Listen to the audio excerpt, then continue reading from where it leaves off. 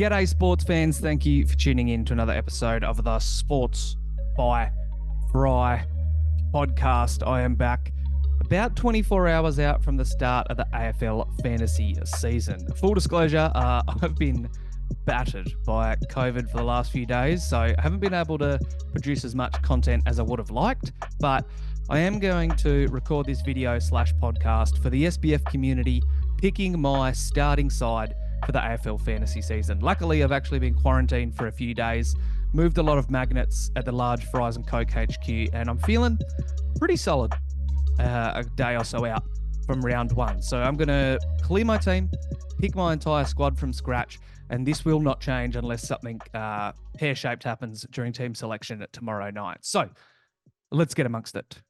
Okay, so as I mentioned, there's about a day and a couple of hours until the fantasy season starts, and I'm sure I'm not the only fantasy coach making a couple of late season, preseason tweaks and changes to my lineup. Pretty happy with how my team is going to unfold, but there's a couple of moving parts that I think will dictate exactly how the large Fries and Coke look to start the season. So I'm going to go line by line, talk through a couple of my picks, a couple of players that are in consideration, but mainly lock in a squad of 30 prior to round one. So if I'm starting in defense, I think it's obvious. I'm a huge fan of Nick Dacos, and I don't think there's a world where I take the bloke out of my starting team. I've been high on him all preseason. He looked really good in round zero. He's playing a pure midfield role, so maybe there's not as many cheap kicks in the back line as possible, but I'm confident that Dacos will be the best fantasy defender. So I'm locking him in at D1. And my structure has changed slightly with regards to how many other premium defenders I've got. I was batting a bit deeper in other iterations of the large Fries and Coke, but one lock that has been there for me all preseason and won't be changing is Hayden Young. Now, the tricky bit is whether I want to put him at D2 or D3. And at the moment, I'm just going to pencil him in my third defensive spot because another West Australian defender, primarily a midfielder, but I'm talking Elliot Yeo. He will reside at D4 for me. And this is how my team has looked for the majority of the preseason. And I've been pretty happy having those blokes in that slot. The tricky thing for me now is trying to find someone for D5 because I did have Kaneen Coleman sitting there. Unfortunately, as we all know, he's not going to take part in any of the fantasy seasons. So I've had to pivot slightly. I've contemplated the idea of picking Zach Williams.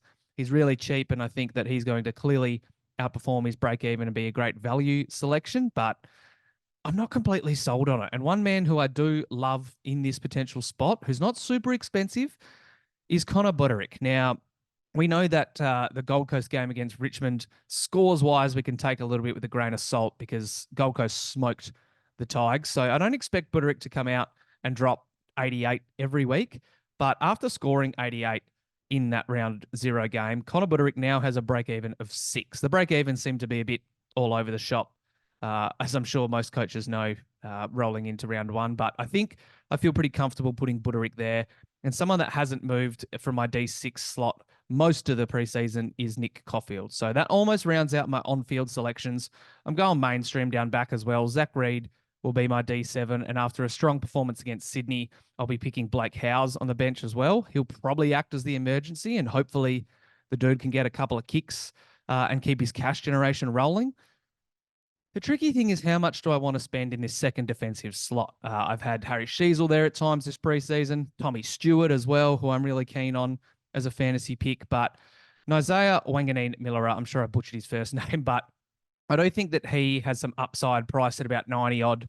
I think he had a huge breakout last season. So, you know, there might not be a huge room for growth, but I do love the way that his price kind of meshes with the rest of my team structure. So that means I'm rolling with Dacos, NWM, Hayden Young, Elliot Yeo, Buderick, and Caulfield with my bench picks as Zach Reid and Blake Howes. A lot of popular names there that I'm sure other coaches are considering. Rolling into the midfield now, and this is where things get interesting because I've toyed with the idea of putting Tom Green as my first midfielder. Some iterations of my squad I've paid up for Bont as well, but I'm really happy with how the rest of my team looks if I go a little bit cheaper and avoid those uber premium players. So the first couple of players that I will pick for my midfield are Port Adelaide duo Connor Rosie and Zach Butters. Now, there's some people who are a little bit off Butters after his ankle tweak against Fremantle in the preseason hit out, but all reports indicate that he's going to be there round one. I'm not too worried about slotting him in.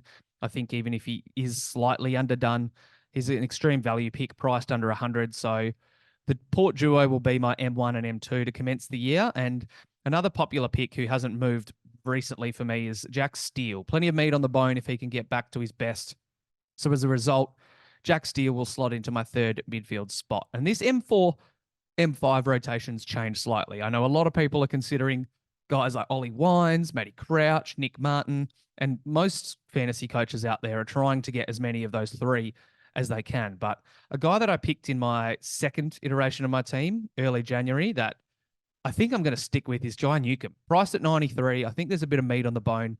He's probably Hawthorn's best midfielder and clearance beast. So that gives me a top four of Rosie, Butters, Jack Steele, and Jai Newcomb, which I kind of like the looks of. So I think one of those value picks in Crouch, Wines, or Martin will take up residency in M5. And at the moment, I'm leaning towards picking Nick Martin, partially because I know he's a lock for defender status in round 6, but I really think there's upside on the 85 he's priced at off the dome. Yeah, 85's his break even. So if he can put 10 points on that, I'll be pretty chuffed. And then I go relatively cheap with the rest of my mids.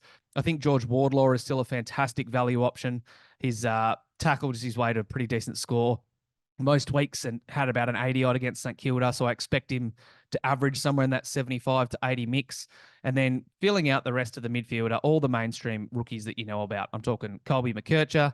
The other on-field rookie that I'll have at the moment is Riley Sanders. I could maybe put in Matt Roberts as an on-field selection. It's a move that I have considered, but like I've said, it actually suits the bulk of my team to slot Matty Roberts onto my pine. I don't think we'll see 91 from him every week. That might even be his season high, if I'm being frank. So as a result, Matty Roberts and Jai Clark from Geelong will be my midfield bench picks.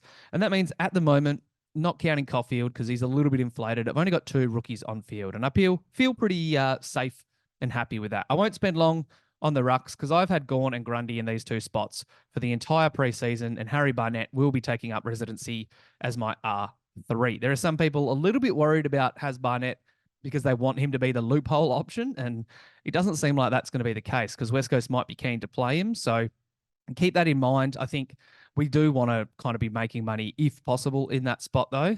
Toby Conway isn't really an option. There's no other basement price rucks that interest me. So I'm going to be sticking to my guns and putting the same 3 players into the ruck spots that I've had all preseason. Now we roll into the forward line, which has caused a lot of dilemmas for fantasy coaches throughout the preseason. There's names like Isaac Heaney, Jack McRae, Sam Flanders, Luke Jackson. All these guys have been talked about as F1 picks. And I think with regards to my structure, and maybe it's a little bit of the Dockers fan in me, but I really like the idea of putting Luke Jackson as that first forward. We all know that Sean Darcy's going to miss at least a month of the season, maybe a little bit more. And if I can swap him with Harry Barnett at times during the best of 18 rounds, means I've got someone that I can cover Gawn and Grundy with during the buys. So LJ will sit at F1 for me. And in some iterations of my team, I've ignored Zach Fisher. He is a little bit injury prone, but no early buy and still clocks in pretty cheap. I really like the role that he had running around for North against St Kilda last week.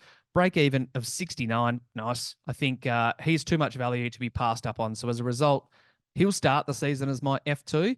And it means that if I'm spending up a little bit more, I'm probably going to have to go cheap with the rest of my picks. So James Jordan, another lock for most coaches' forward lines.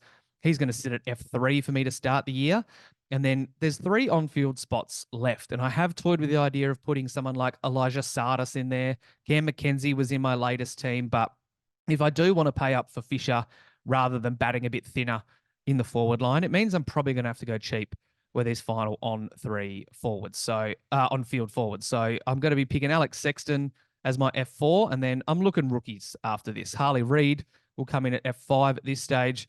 Charlie Lazaro, F6, and then Darcy Wilson as my F7, the St Kilda debutant. So that might change week to week. And who knows, when we see the teams drop on Thursday, maybe I'll even tweak a few things and put Lazaro onto the bench. Harley Reid maybe even at F7 and put Darcy Wilson onto my field. But I'm pretty content with how that forward line looks. It leaves me, again, with only 4 rookies. If I'm looking at guys priced under 400 grand, I've got 6 of them on my field, including Caulfield and Sexton, which I'm not too unhappy about. I think, again, the balance of my team feels right.